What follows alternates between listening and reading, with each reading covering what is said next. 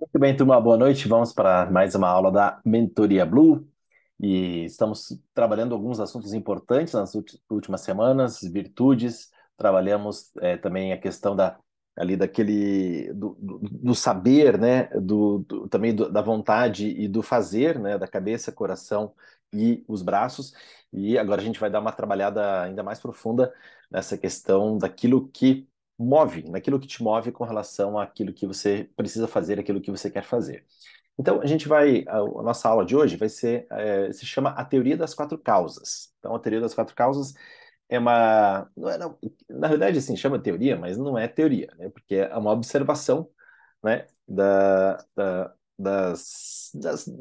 assim, do fenômeno da ação humana. Então, as causas, vou chamar assim de as quatro causas aristotélicas. Aristotélicas.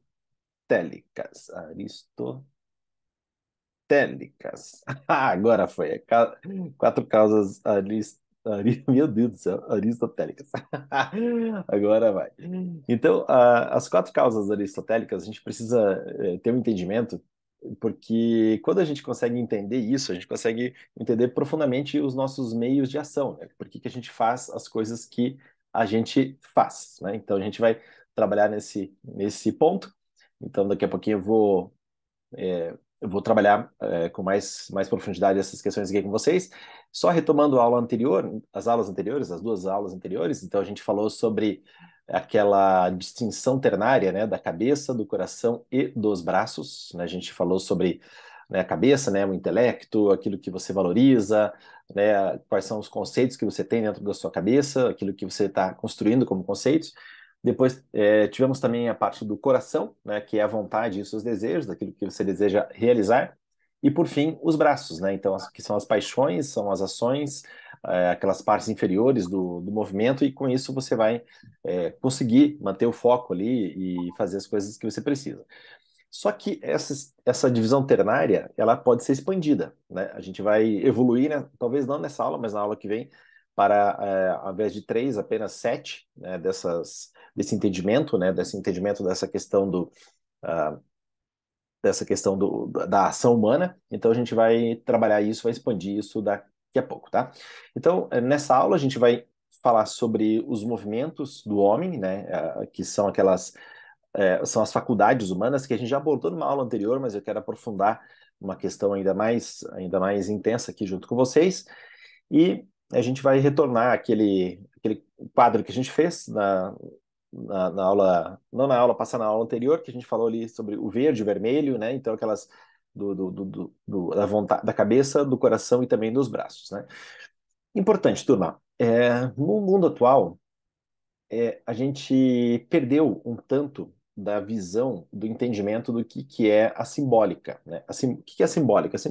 A simbólica, né, trata dos símbolos e os símbolos que acabam comunicando alguma coisa para gente. Então, importante, né? O símbolo ele não é uma coisa distante, ele não é uma coisa teórica, não é uma coisa esotérica, né? Então, o símbolo sempre foi uma realidade trabalhada, né, dentro da filosofia e que foi trabalhada com profundidade ao longo dos séculos, mas a partir do século XVI e do século XVII, essa simbólica ela acabou ficando, ela quase que desapareceu. Não, não chegou a desaparecer, mas ficou ligada assim a coisa esotérica. E não tem, né, na nossa leitura aqui a gente vai trazer uma simbólica, né, uma simbologia, mas não tem nada dessa questão do esoterismo, tá? Então, hoje, no século XXI, fala em símbolo, não, o símbolo sei lá o quê, né, tarará, né? A gente já começa a fazer uma interpretação meio trocada, né? O próprio fenômeno da psicologia, né? O que que é psicologia? É o entendimento, é o estudo, né, de como que funciona a psique, né? Ou, se a gente for traduzir do grego, psique quer dizer alma, né? Então, o estudo da alma, né? Traduzindo aqui, alma para aquilo que nos move, aquela parte que é invisível da nossa vida, né? A gente vê o corpo, a gente vê o nosso corpo físico denso, isso é visível, mas a alma é uma coisa que a gente não toca, né? A gente não percebe, né? Podia chamar de espírito, podia chamar de, enfim, né? Outros nomes, mas são nomes que muitas vezes também estão ligados a um certo esoterismo. Mas aqui a gente não está trabalhando nessa questão, né, esotérica, né? A gente está trabalhando uma questão bem prática daqueles movimentos internos. Vamos entender assim a alma como os movimentos internos. E O que acontece? No momento atual, né, é, o, é preciso a gente entender que essa simbólica tem a ver um tanto com esses movimentos internos, uma articulação dessa realidade, né, articulação dos movimentos internos com a realidade. Então, tem o meu mundo interior e o meu mundo exterior que está acontecendo, e esses movimentos, eles têm uma causa final. Daqui a pouco eu vou explicar mais o que é essa causa final, vai ficar mais claro para vocês, né? Então, Aristóteles, lá no século IV, século V antes de Cristo, aproximadamente, ele falava da causa final dos entes, né? E essas quatro causas, né? Uma delas é a causa final. O que é um ente? O ente é qualquer pessoa, né? Qualquer ser que exista. Então, vamos pegar aqui. Tem um ente, né? Pode ser o ente aqui, Nilso, pode ser o ente aí, você que está assistindo a aula, pode ser o ente, esse copo, né? Então, o copo também é um ente, pode ser essa caneta, né? Pode ser é um ente também. Então, aquilo que existe, né? É um ente, é uma pedra, né? Então, isso tudo a gente pode chamar como ente.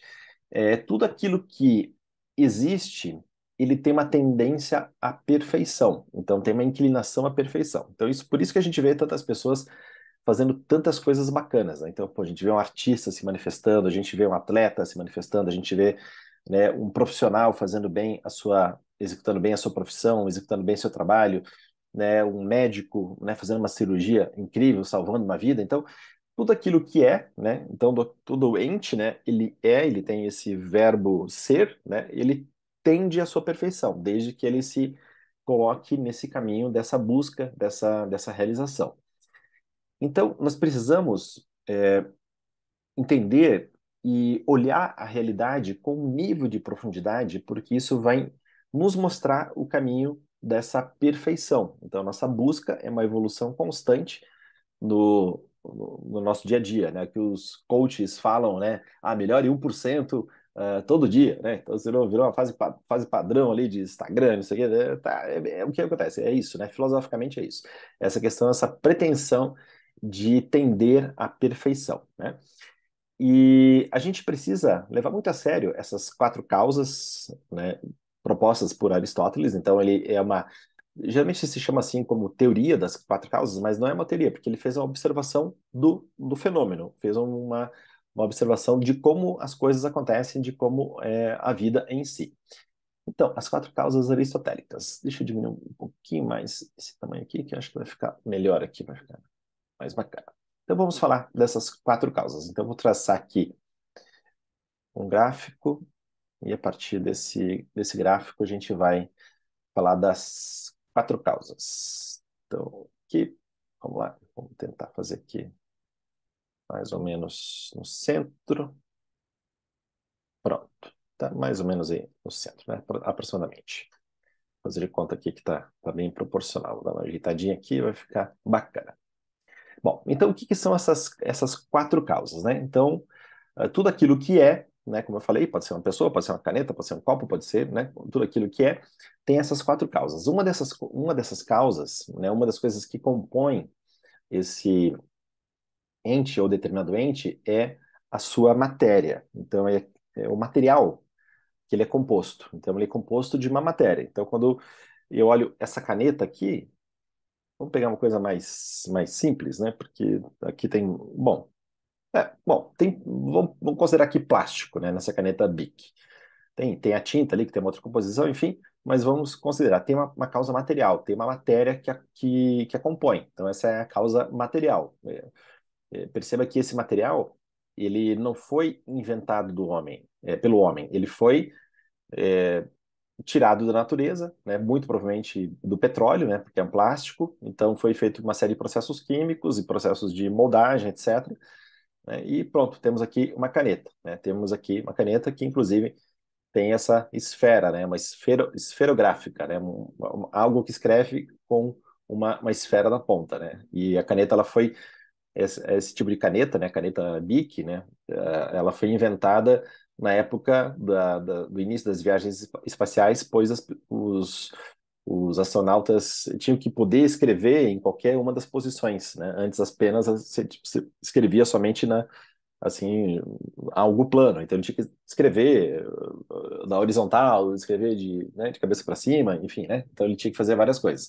E os lápis não davam conta, ele tinha que ficar apontando os lápis a todo momento. Então as canetas tinham essa função. Então tem a matéria, né? A matéria que é composta dessa caneta.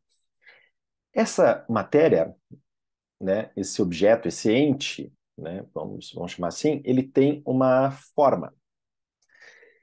A gente pode entender forma como forma mesmo, né, a forma de caneta, né, o óleo, isso aqui me comunica alguma coisa. Então, é uma forma. Mas essa forma é também um conjunto de possibilidades. Então, quando eu olho uma caneta, qual que é o conjunto de possibilidades? Eu posso usar essa caneta para, obviamente, escrever, né? Posso escrever.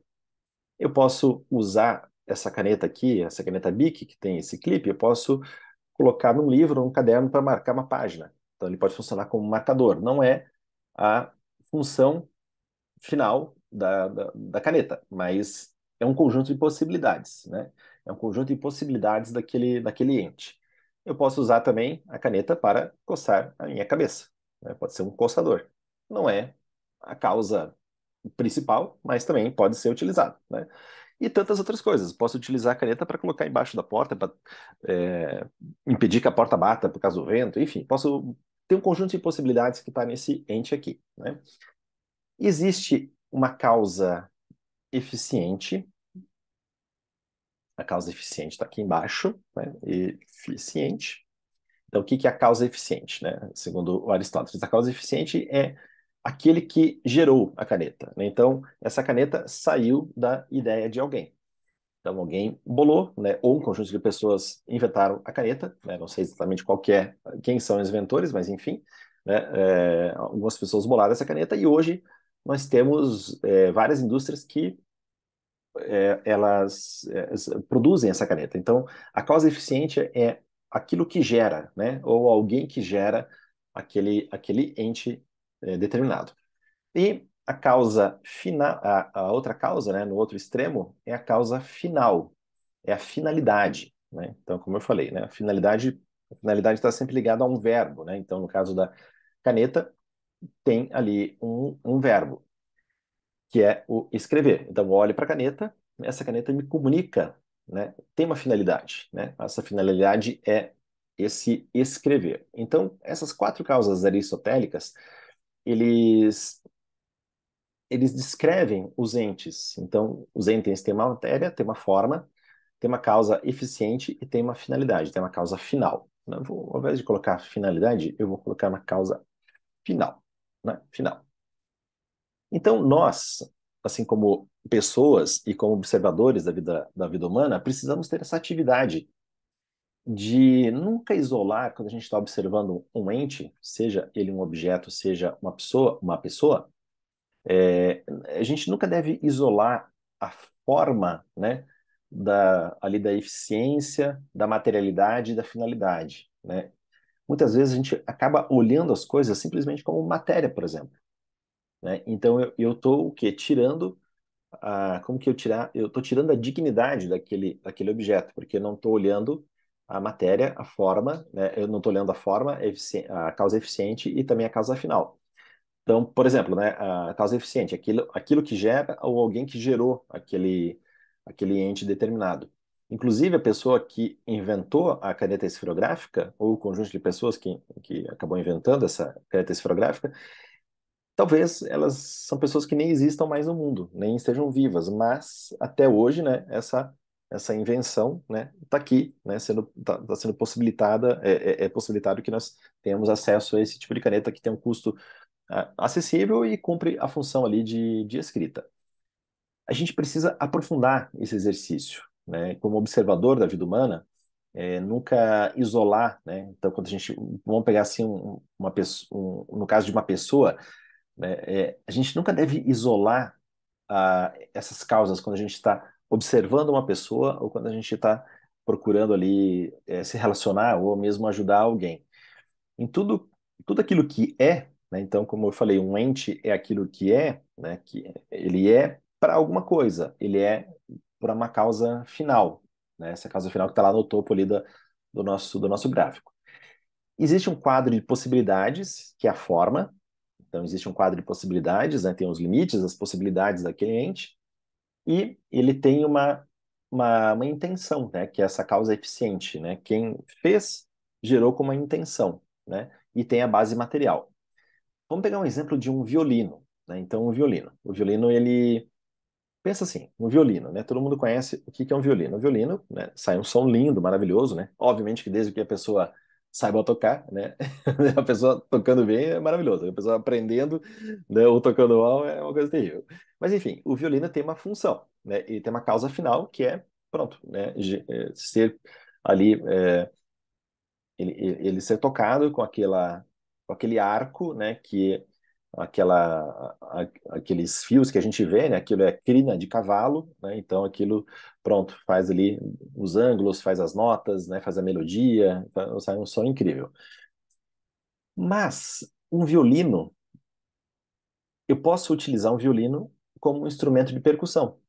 Então eu pego lá o violino e faço uma batucada, né? Digamos que eu soubesse tocar um pandeiro, eu podia fazer um sambinha no violino. Agora, a grande pergunta é: o violino foi criado para para ser um instrumento de percussão? Né? Obviamente que não, né? Então, ele não tem, né? Se a gente observar, se a gente pegar um violino e fazer um batuque nele, ele não tem uma percussão perfeita, né? Então, existe os tambores, os diferentes tipos de, né, de pandeiros, enfim, né, as variadas percussões que existem, que são que tem formas específicas e tem uma causa final específica para que saia realmente um som de percussão, que tem uma característica. O violino, ele não tem essa percussão que é perfeita, né? Depois, existem, como eu falei, né, esses instrumentos que fazem uma percussão, né, que emitem um som que é muito melhor. E além disso, a própria matéria do violino, ele não vai comportar uma percussão por muito tempo. Então, em algum momento, aquele violino vai começar a desregular, ele pode começar a descolar, ele pode se romper, inclusive, porque ele não vai aguentar aquele tipo de exigência, né, por muito tempo. Então, quando a gente está olhando os entes, a gente pode perceber que existem algumas intersecções, né? Então, por exemplo, se eu tenho um pandeiro, eu sei que a causa final dele, a finalidade dele é realmente fazer uma percussão. Então, a, a causa final de um pandeiro, ela vai ter uma intersecção com a forma do violino. Olha isso, olha que bacana. Então, um pandeiro tem uma causa final, eu peguei essa causa final do pandeiro, tô levando para um violino, né? Então eu estou pegando a forma do violino para executar a causa final do pandeiro. Então todos os entes eles têm algum nível de intersecção e os entes eles têm o seu melhor desempenho, a sua melhor ali presença quando eu estou usando ele para sua causa final, né? Então essa falta de articulação entre matéria, forma, causa eficiente, causa final ela acaba se transformando numa das principais causas de neurose e de sofrimento no mundo atual. Por quê? Porque a gente acabou perdendo um tanto da nossa. A gente, a gente virou um tanto material, né? A gente virou um tanto materialista, né? Então, o materialismo histórico, né? Que é uma coisa que permeia os nossos dias. A gente olha, né, as pessoas, a gente olha os comportamentos e a gente vê matéria e forma, mas a gente esquece de analisar a causa eficiente, né? A gente esquece de analisar a causa final. Então, esse eixo que é horizontal, perceba assim, ele é um eixo do horizonte, né? Então, se eu estou olhando o horizonte, eu estou vendo o quê? Matéria e forma.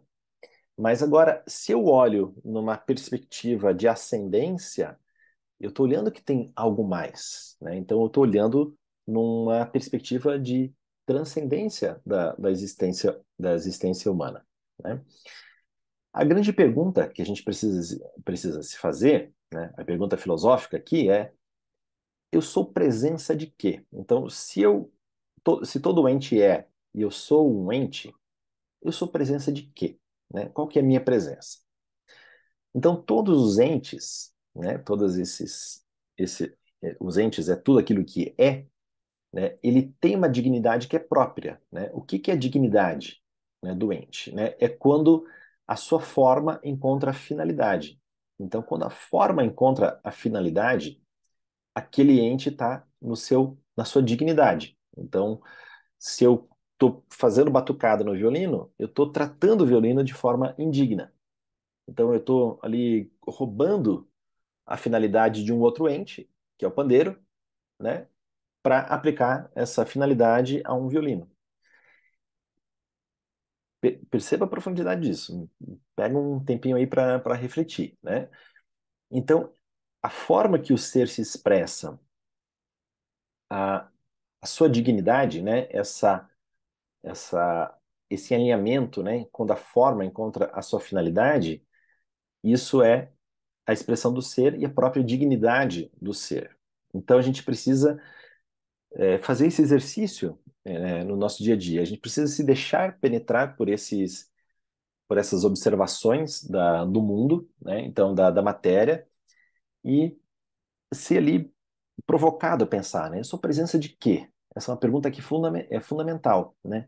A minha presença de quê? Qual que é a minha forma? Qual que é a minha finalidade? Qual que é a minha causa eficiente? Qual que é a minha matéria? Obviamente que a matéria é fácil da gente entender, né? Mas qual a forma? Quais são os meus conjuntos de possibilidades? E qual a finalidade, né? Qual que é a causa final da minha existência? E também quando eu olho para a pessoa, eu preciso procurar perceber isso, identificar isso e olhar com esse olhar, né, amplo, né, profundo sobre aquilo que está acontecendo. Um exemplo, né, trazendo, né, para essa questão concreta, né, então eu estou aqui numa mesa. Eu olho para essa mesa, eu percebo que essa mente é o que eu percebo que o que essa mesa é. Então, essa mesa me pede que eu me apoie nela. Pede que eu coloque os meus objetos, pede que eu coloque meu computador, o meu teclado, né, meu celular, meu carregador, né, meu copo de água, minha luminária. Então, a mesa pede. Isso é a causa final da mesa, né? Eu posso usar essa mesa como banco? Posso, mas não vai ser tão bom quanto um banco ou a cadeira que eu estou sentado aqui, né? Então, eu estou sentado na cadeira. Posso usar a cadeira como mesa, né? Provavelmente você já mudou de casa, já fez alguma coisa, às vezes você estava sem mesa e você usou lá as cadeiras como banco para apoiar as coisas, enfim, né? Você estava ali naquele momento, não estava dando a dignidade para aquela cadeira, mas foi um momento de transição e funcionou durante algum tempo, né? Então a gente precisa ter essa visão que vai além da matéria, né? Tudo aquilo que é, todo aquele ente, né, ele tem a presença de um verbo, né? O verbo no grego é logos. Então, todo ente ele tem um logos, ele tem um verbo, né? Então, como eu falei, a caneta é o escrever, né? O verbo, ele é a ação, aquilo que é imaterial, né? É o movimento daquele ente. Então, uma mesa, o verbo poderia ser apoiar, a caneta, o escrever, mas também um lápis, que é diferente de uma caneta, um lápis também tem o mesmo verbo, tem o mesmo logos, que é escrever. Até eu posso pegar um livro ou um caderno em branco, ele também tem essa presença do verbo escrever, né? Obviamente que um livro, né, eu estou usando, posso ter o verbo ali estudar, né? Posso ter o verbo divertir, posso ter o verbo ler, né? Me distrair, enfim, ele tem outros verbos. Mas perceba que o mesmo verbo ele pode ter, ele pode penetrar ali a existência de diferentes entes. Então a gente precisa ter essa visão que vai além da matéria, né? Se a gente olha somente a materialidade dos entes, a gente está tendo um olhar desatento. Então, se eu olho, né? Se eu olho para uma pessoa e eu vejo somente a matéria dessa pessoa, ou ali a forma, né, que é aquele conjunto de possibilidades, eu tô olhando aquela pessoa com um olhar desatento, né? Então esse olhar ele precisa ser mais amplo. E aí que entra essa questão da simbólica, né? Então perceba, né, o escrever, né, a simbólica é você entender que as coisas são presença de alguma coisa, né? As pessoas são presença de alguma coisa, os objetos são presença de alguma coisa, né? Então tudo tem uma presença. Então, essa simbólica é que eu queria resgatar com você é esse estudo dessa presença. O que que aquele ente, né, se apresenta, né? E a pergunta fundamental: o que que eu, qual que é a minha presença? A sua presença de quê? Né? Então a gente falou na aula passada sobre aquelas as narrativas. Ali tem algumas respostas das possíveis presenças. Então perceba que um ser humano ele tem muito mais verbo do que um lápis, né? O lápis tem o verbo escrever. Posso, né? Como eu falei, posso ter o verbo também coçar, que não é o principal, né? Posso ter o verbo ah, né, eu posso ter o verbo cutucar alguém, né? Espetar alguém, mas tá vendo que não é a finalidade, né? Do lápis. Então, esse esse entendimento da presença, ele é fundamental para a gente entender com mais profundidade a realidade que nos cerca. A simbólica, o que que ela faz? Ela estuda a união dos entes através dos verbos. Então, o estudo do verbo, né, com os quais as coisas são presença, né? Então, um lápis, né, ele pode ter uma matriz de coisas que ele representa. Ele representa não somente o lápis em si, sua causa material, né? Então ele é feito de madeira, do grafite, e aqui tem um pedaço de metal e tem uma borracha, né? Posso usar inclusive como apagador, né? O lápis ele tem ele tem uma matriz, né? De coisas que pode representar, né? Tem uma estudiosa da simbólica chamada Suzanne Langer, que a definição dela de símbolo é que o símbolo é a matriz das intelecções. Então, tudo aquilo que eu estudo como possibilidade, como verbo daquele ente, então isso está dentro das intelecções, é a formação dos conceitos. Então, eu consigo visualizar, né, uma grande cadeia do logos, né, uma grande cadeia do verbo, né? E por isso, os meios de ação, eles são mais que três. A gente olhou, né, dentro do encontro passado, né, aqueles meios de ação, mas a gente vai trabalhar, né, a gente vai expandir para sete, né? Por que sete? Porque sete é um número que é fácil, né? Existem algumas linhas que trabalham, inclusive, com 100, né? Com 100 diferentes capacidades de meio de ação, mas daí fica muito difícil, né? Porque daí vai ter que sempre ter um manual. E as sete que eu vou apresentar aqui, talvez não nessa aula, mas no próximo encontro vai ficar mais evidente, né, como que isso funciona e é aplicado no dia a dia para você observar essa matriz de intelecções, observar a simbólica e dessa maneira você extrair também aí o verbo e olhar os entes com toda a sua dignidade, né, com a sua matéria, com a sua forma, com a sua causa eficiente e também com a sua causa final, né? Então, quando a gente está na presença de uma pessoa, a gente está na presença desse conjunto de possibilidades. Então, é mais que um verbo. Lembra que eu falei em outra aula que a essência da vida humana é uma narrativa. Então, a matéria da vida humana é uma narrativa, é uma história. Quem já faz a mentoria há mais tempo, a gente fez lá um exercício chamado necrológio, que é o quê? Necrológio é a construção da sua narrativa. É a construção da sua narrativa.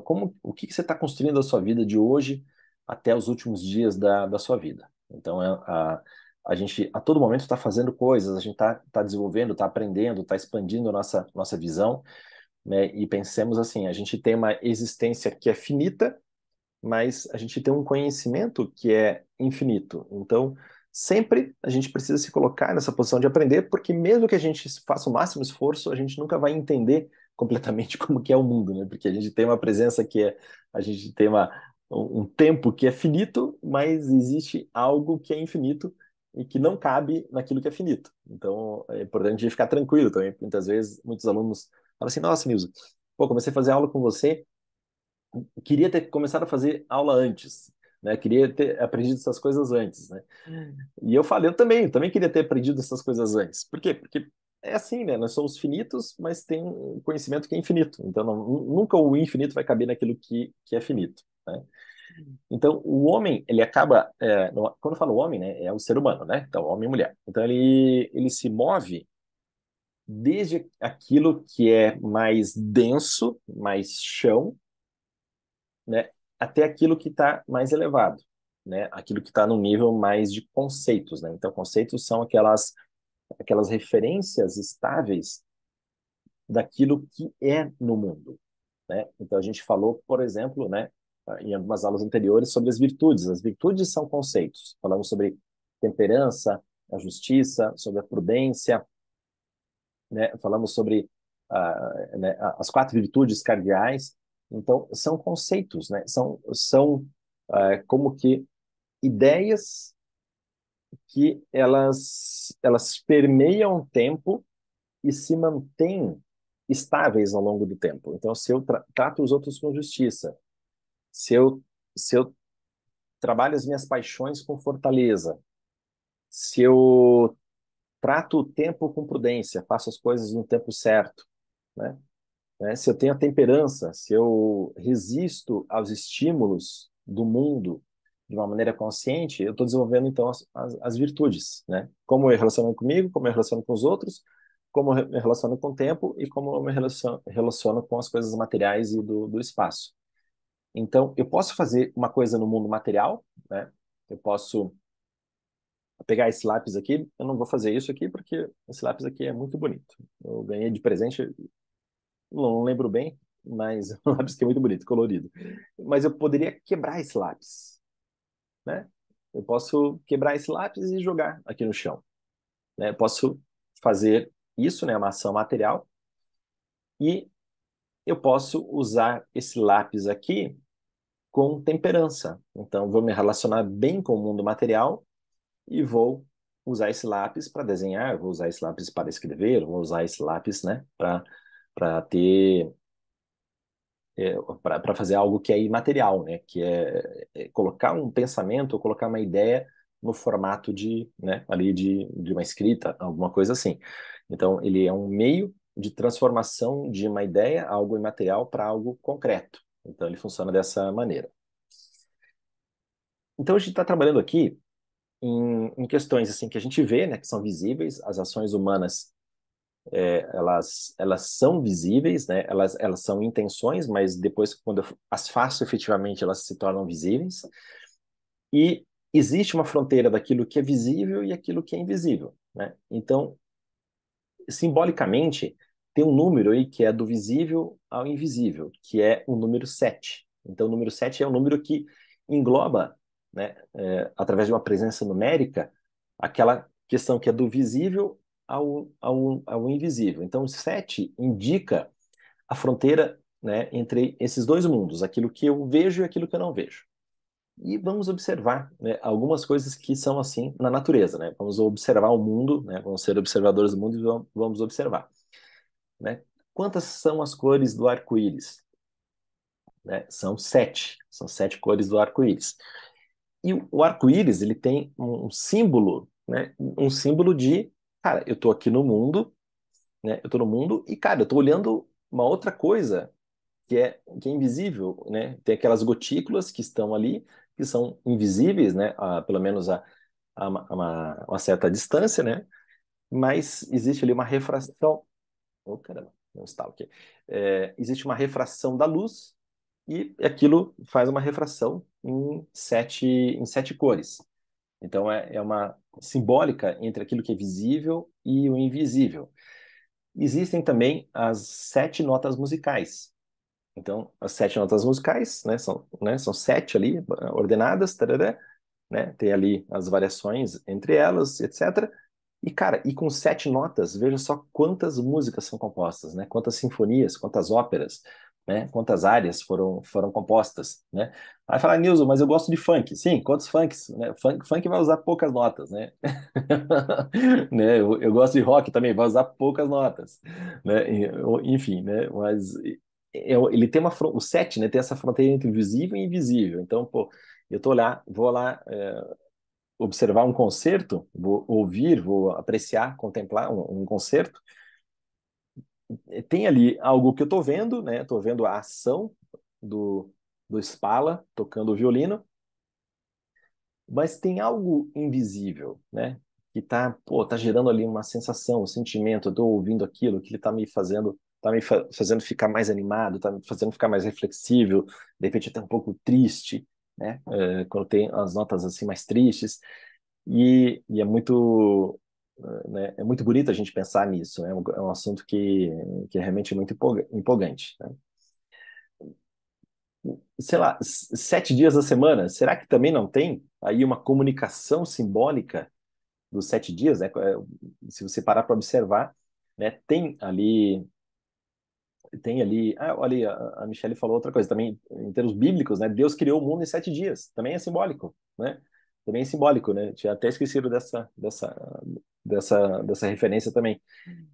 Então, vamos trazer aqui para a semana, né? Será que a semana também não tem aí?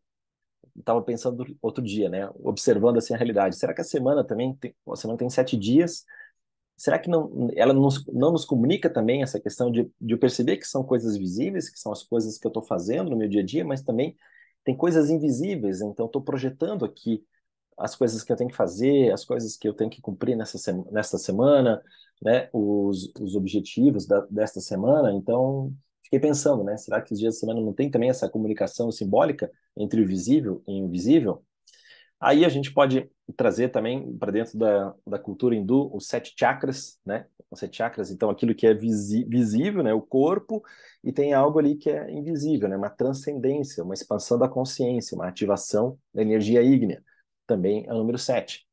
E algumas curiosidades, né? Então, tem um filme que talvez você tenha visto, mas é um clássico, vale a pena ver, que é o filme chamado Noviça Rebelde, que é um filme, se não me engano, dos anos 60, e em inglês, o nome do filme, como sempre, né, aquelas traduções dos nomes para o português, né, ou aquelas adaptações de nomes são, são muito loucas, né, porque a noviça rebelde, né, realmente ela é uma noviça, né, que ela era, assim, espoleta, né, então, enfim, acabou trazendo esse nome, mas o nome em inglês do filme é Sound of Music.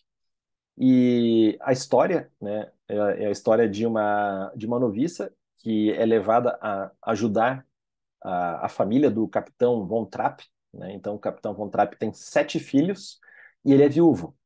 E essa noviça, né, essa freira é levada lá para cuidar. E ela toca música, etc. Ela faz lá.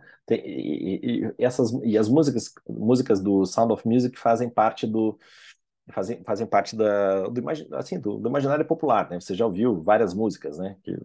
Né? Não vou cantar aqui porque eu não sou um bom cantor, mas enfim, né? São músicas que você já ouviu.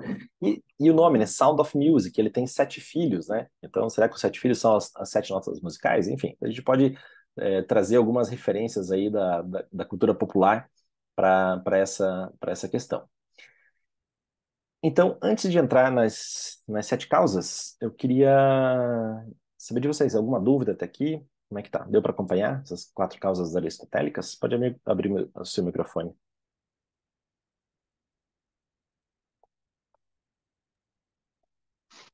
Professor, sem dúvidas, assim, ainda formando na cabeça, mas sem dúvidas, tá? Sem dúvidas. Uhum. Beleza, Michelle.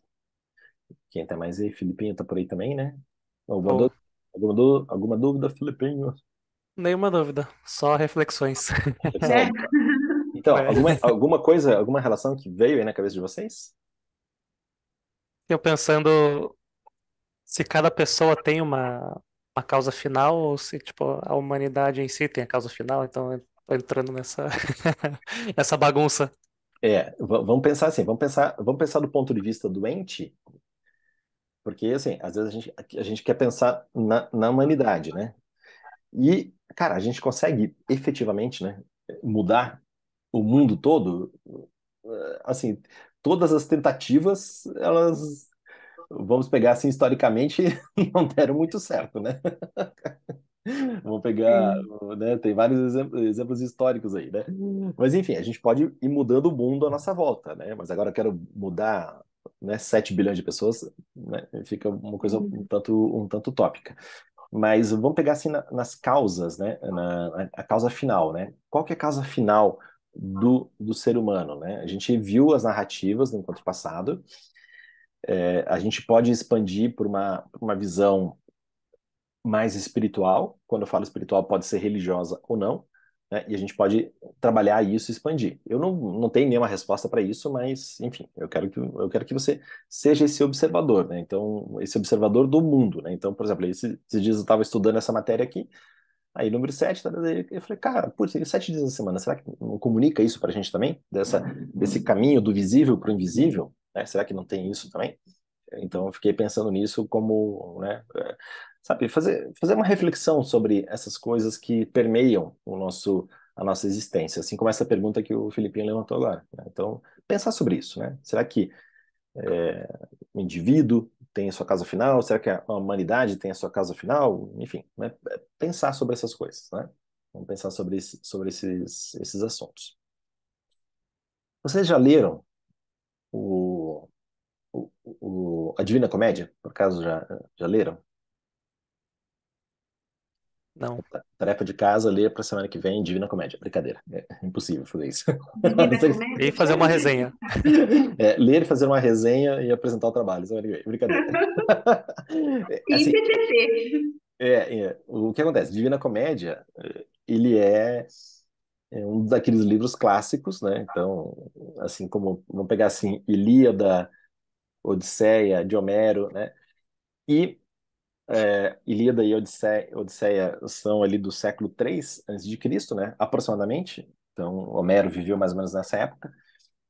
E o texto é um cântico de Ilíada e de Odisseia. É difícil de ler, né? Então, quando eu falei, não, agora eu vou começar a ler os clássicos e comprei a Ilíada, comprei a Odisseia e não passei da segunda página. Falei, cara, que coisa difícil. Puta, caramba, né? Aí depois eu achei um autor que ele traduzia em prosa, né? Então, assim como a gente está falando agora, né? Só que escrita. E aí, beleza, agora eu consigo entender a Ilíada e a Odisseia, consigo entender a história de Aquiles, a história, né? Da Helena de Troia, né? Do Paris, enfim, daí tem todos os heróis ali que fazem parte, né? Do nosso imaginário. Depois a coisa dentro da mitologia grega, evolui lá para a história do Édipo, da Antígona, e aí vai, né? E a Divina Comédia é um desses livros, também foi escrito em formato de cânticos. Então são 34 cânticos do inferno, 33 cânticos do, do paraíso, né? E 33 do purgatório. Então, 34 do inferno, 33 do purgatório e 33 do paraíso. E o cara que. Assim, o Dante, né, que escreveu, é ele mesmo o personagem principal do livro, né? Então, Dante faz um passeio ali pelo inferno, pelo purgatório e pelo paraíso, e ele é conduzido por Virgílio. Virgílio é o autor de Antígona. Então, é interessante a gente ler essas coisas, então você pode procurar essas versões em prosa, porque existe muito dessa simbólica que esses caras comunicaram, né? Se a gente olhar ainda mais para a filosofia hindu, tem uma série de aspectos mitológicos, né? Da mitologia. O que que é mitologia? Aquilo que explica através de uma história, através de um conto, através de um símbolo, aquilo que é, né? Então, dentro da mitologia hindu tem o arquétipo, né, do cara ali que atingiu o estado de mais consciência, né? Então tem o Shiva, né? Então o Shiva representa esse arquétipo dessa expansão da consciência, né? Pode ser que ele tenha existido, pode ser que não tenha existido, enfim, pode ser que essa pessoa tenha sido várias pessoas. Aí nós temos Buda, temos Jesus Cristo, temos vários, né, desses elementos arquetípicos que permeiam a nossa história. Então é importante a gente entender e estudar essas coisas. E dentro do Divina Comédia, então, Divina Comédia também, eu li uma versão em prosa, porque a versão em cântico é muito, muito difícil. Talvez lá para frente, quando eu estiver mais preparado, eu consiga ler os cânticos efetivamente, né, entendendo a história, né, mas por enquanto eu consigo absorver aquilo que está escrito em prosa. Então, o Dante, ele fazia, né, dentro da Divina Comédia, uma relação entre os planetas, né? Ele chamava os planetas de céus, né?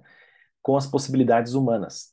Então, quais são as possibilidades humanas? E o Dante descreve, né? Brinca dentro dentro da Divina Comédia, né, que o homem pode agir desde a terra, né, desde aquilo que é matéria, né, aquilo que é concreto, até o mundo dos conceitos, ou seja, ele pode agir desde a matéria até aquilo que é mais elevado, em termos de pensamentos. Então, vamos pensar assim, em termos de simbólica de universo, né, nós temos a Terra, que é onde a gente está, né, onde a gente opera. A gente tem uma abóboda lunar, né, digamos assim, que é onde a Lua circula e faz a elipse, né? Então isso gera essa abóboda celeste, né, que é esse céu azul que a gente vê, né, que está assim no limite ali da Lua. E acima da Lua nós temos ainda 6 planetas, né? Vamos considerar assim o Sol como um desses planetas. A gente poderia falar também de 6 entes que são móveis, que eles têm órbitas. Então, nós temos a Lua e temos outros planetas, né? Vamos considerar, a gente está chamando aqui simplificadamente a Lua de planeta, a gente sabe que é um satélite, mas assim, só para a gente colocar, são objetos que se movem no céu. O restante do céu é praticamente fixo. Então, todas as constelações e as estrelas que a gente vê, né, as nebulosas, são coisas que são fixas, né? São coisas que são fixas. E nós temos a Terra e mais 7 elementos que se movem, que fazem órbitas, que têm movimentos, né? Que tem esse movimento. Então, o Dante ele brinca com dentro do livro, né? Com esses movimentos e procurando explicar ali o que que é o inferno, o que que é o purgatório e depois o que que é o próprio paraíso. Então, o, nós, né, como seres humanos, nós temos movimentos que são constantes, né? Nós temos movimentos que são constantes. Por exemplo, né, nós temos movimentos que são assim imateriais, que fazem parte da nossa vida, mas que regem a nossa vida, mas que são coisas imateriais e que são constantes. Então, se você olhar aí para a tela, né, para esse retângulo que é o seu celular ou o seu computador, a tela do seu computador, e se você traçar ali uma diagonal de ponta a ponta, você vai ter o quê? 2 triângulos. Lembra do ensino médio? Então, você tem 2 triângulos. Qual que é o teorema que explica que, né, a hipotenusa, o quadrado da hipotenusa é igual à soma dos quadrados dos catetos? Você lembra disso? Quem que era o teorema que explicava isso? Aí, aí, a prova agora, quero ver quem vai passar de ano. Ah, meu Deus do céu, e agora? Teorema de Pitágoras? Pitágoras, isso mesmo, o teorema de Pitágoras. Então, o teorema de Pitágoras é um exemplo de algo imaterial. Então, um retângulo sempre existiu, né? Uma coisa retangular sempre existiu. Então, o Pitágoras, ele percebeu naquela forma material, naquele triângulo, uma fórmula que explica, né, como que eu posso calcular o tamanho da hipotenusa, né, e o tamanho dos catetos. A fórmula de Bhaskara também é outra coisa que é imaterial, né? Você lembra lá da matemática do ensino médio. Tem outras coisas que são imateriais, mas que são constantes. Então, por exemplo, o senso de justiça, senso de lealdade, de nobreza, e também do ódio, da traição, da vilania, né? Tudo isso são sempre coisas muito próximas, né? Eu posso perceber um ato como um ato de injustiça, ou como um ato de nobreza, ou como um ato de lealdade. Também posso perceber aquilo como um ato de traição, né? Trazendo de novo para a literatura, né? O que que Hamlet traz para a gente, né? Uma das grandes obras de Shakespeare. Ele traz a presença da vingança, né? Então lá Hamlet quer vingar o seu pai, né?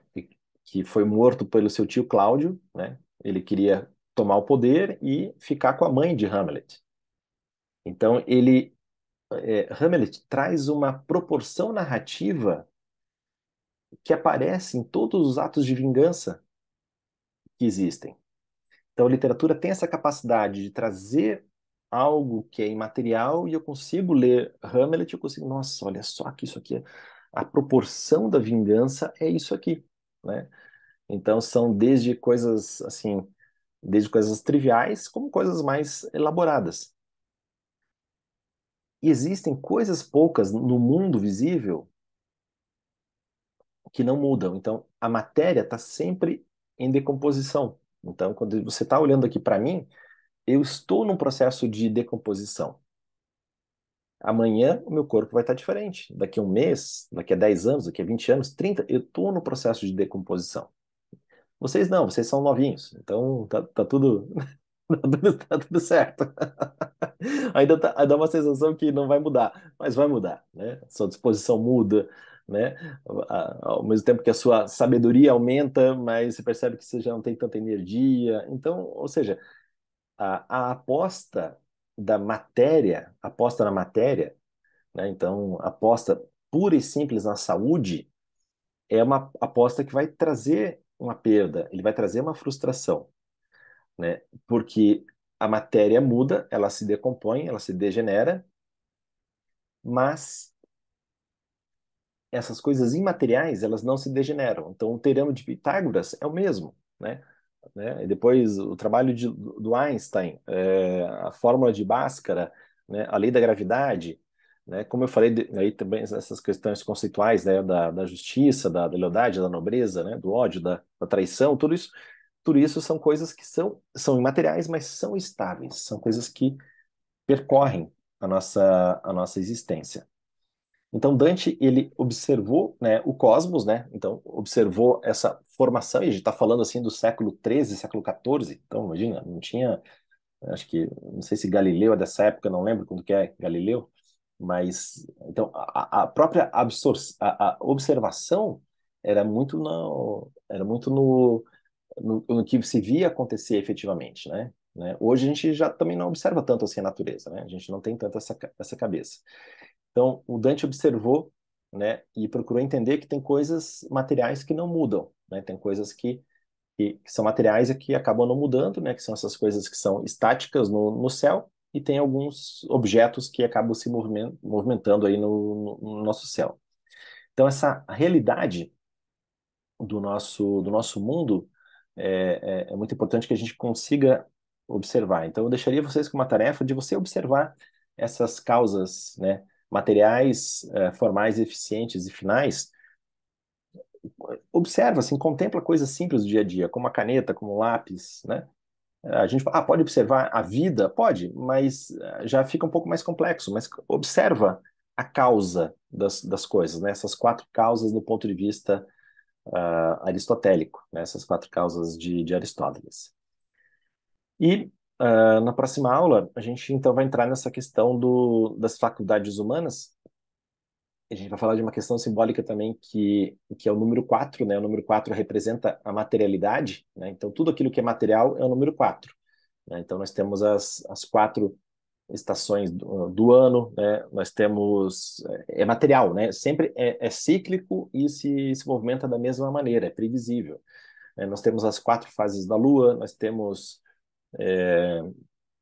que mais te vem à cabeça aí do número 4 também, que são Estações do ano.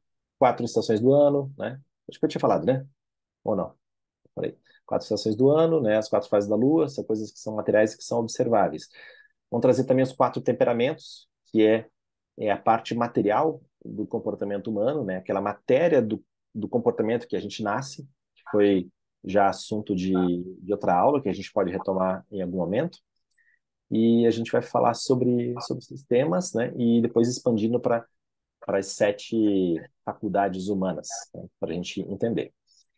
E dentro da simbólica, né? Para a gente encerrar aqui, o Felipe é estudante de psicologia e Felipe, não sei se você já estudou Freud e Jung. Já passou por isso? Como é que tá? Já um pouco dos dois. Agora estou estudando mais Freud. Freud, né? Qual que é a base de onde começa a psicanálise de Freud? Começa mais na observação das pessoas, né? Que antes tinha. Eles faziam muita hipnose, e o Freud começou a perceber, pô, a hipnose não é legal porque as pessoas não estão conscientes enquanto elas falam, né? Uhum. Aí ele Mas qual que é começou qual que é o mito fundacional da psicanálise de Freud? o Édipo, Édipo, né? Então é um mito grego. sim. Então, então a gente tem assim, psicologia, ligação com simbólica, né? Jung, quais Nossa, eram Jung sai nadando nos mitos, né? então Jung, né, algumas coisas que se baseavam, ele se baseava no tarô, se baseava na alquimia, né? Ele fazia os seminários dele lá na universidade lá na Suíça, e ele dava aula de mandala, né? Cara, é muito louco assim, né? Porque hoje, assim, não é assim, não é que Jung jogava tarô, ele fazia adivinhação, né? Mas existe, né? Se você pega as lâminas do tarô, tem arquétipos ali, tem arquétipos simbólicos, né? Não é para agora você, então amanhã eu vou jogar tarô. Não, não é isso. Mas é para a gente entender que esses caras, né? A psicanálise de Jung, a psicanálise de Freud, né? Jung como discípulo, inclusive, de Freud, eles se basearam em símbolos para criar as suas teorias. E, né? E são teorias que permearam o século XX, permearam o comportamento, né? Então, muito do que a gente vê, do que a gente observa hoje de efeitos de comportamento humano, eles vêm do conhecimento de Freud, vêm do conhecimento de Jung, né? E também de outros grandes pensadores do século XIX e século XX. Então, eu quero que a gente entenda a simbólica nesse ponto, né? Entender que o ponto de partida para muito daquilo que a gente entende no nosso dia a dia, vem dessa questão do símbolo, e a gente vai olhar isso com mais profundidade nas estações do ano e também nas 7 faculdades humanas a partir da aula que vem. Maravilha? Dúvidas? Maravilha. Percepções? Só reflexões hoje. Hoje, a provocação da observação foi válida, então, Felipe. Foi. Eu lembro até hoje aquela vez que você falou pra eu meditar olhando pra uma pedra. Conta aí para Michele. Conta aí para Michele. Como foi O, isso? o- o exercício de doido. Olha, quem que é mais doido? Quem sugere ou quem Quem faz? sugere ou quem faz? Ou quem diz que Eu acho que eu quero funciona. fazer também. Conta aí, Felipe. É, acho que era uma época que eu tava bem perdido com a cabeça assim nas nuvens mesmo, né? Não tava muito com o pé no chão. Aí o Nilson falou, cara, quando estiver andando na rua, pega uma pedrinha qualquer que você achar, chega em casa, põe na tua frente e medita olhando pra essa pedra. Caramba! Pra, pra voltar a perceber essa perenidade, essa palavra. Existe essa A palavra, né? materialidade, né? A materialidade da pedra, né? Voltar pro campo material, parar de, né, de querer coisas muito ilusórias assim, e voltar realmente pra materialidade. Por concreto, Nossa, né? legal isso. Porque a gente precisa transitar nos dois, né? Digamos, a pessoa assim é muito concreta, muito, sabe, sabe aquela pessoa que só acredita vendo? Pô, Uhum. também não é, cara, não vai ser uma pessoa que é muito saudável, né? Então ele também tem que ter uma transcendência. Mas também, se eu só sou transcendente, eu não olho o Não concreto, aterriza, né? não aterrizo. Então tem que ter né, aquele velho pensamento, né? Pés no chão e cabeça nas nuvens. Então, isso é explicado pelas causas, as 4 causas aristotélicas, né? Da matéria, da forma, da causa eficiente e depois da causa final das coisas. Então, tarefa para você vai ser observar as causas finais. Desculpe, observar as 4 causas nos entes que você está cruzando. Alguns são mais simples, outros mais complexos, mas observa essa questão, né?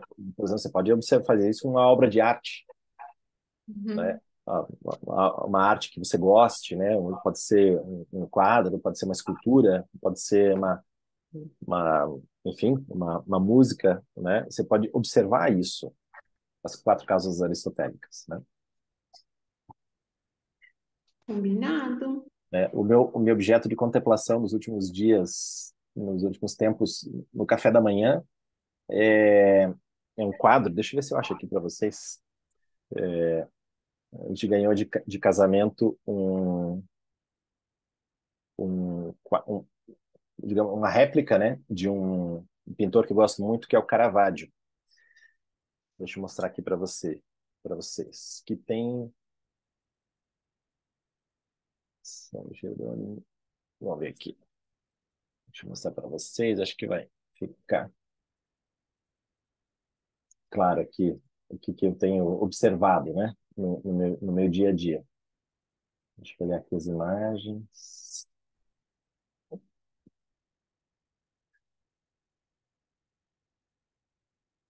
Compartilhar minha tela aqui com vocês.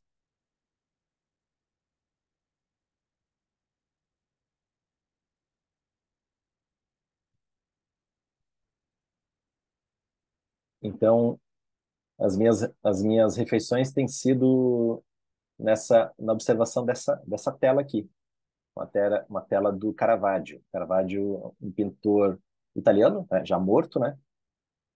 Peraí, deixa eu puxar um pouquinho mais para cá aqui que já vai ficar. E ele era de Roma, né, romano, então os quadros dele, né, esse quadro dele aqui, ele está exposto lá na